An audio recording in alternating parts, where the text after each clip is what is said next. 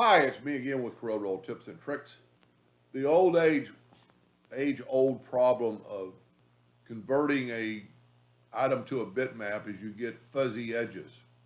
And the reason you want well, you don't want fuzzy edges, but when you turn something into a bitmap that's been what I call the poor man's CD or 3D.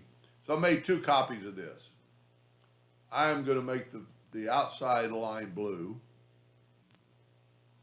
It doesn't really matter the pointage as long as it's heavier than a hairline. And then I'm going to go to effects and I'm going to go contour. I'm going to contour the inside at 0.001 in white. And it's going to give us that. That's the highest you can go. But in this thick of font, you can still see lines. And see how sharp it is? It's lines. So we're going to take this and convert it to a bitmap, a color bitmap of RGB, because unless you're a printer, you want to go with a different color.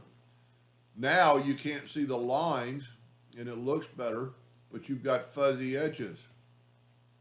Well, you made a copy of it before you did it, and you put it on top,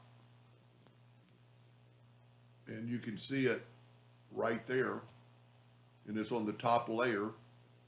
Now we're going to take this and engulf it all or select it all and go right here to intersect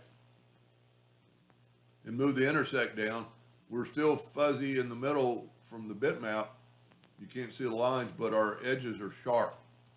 If you were going to print that off, kind of making, I'm going to call it a plastic effect to make it plastic. I was playing around this morning. I'm going to go out to the shop and run this 3D. This might be a really special one if it works out in wood.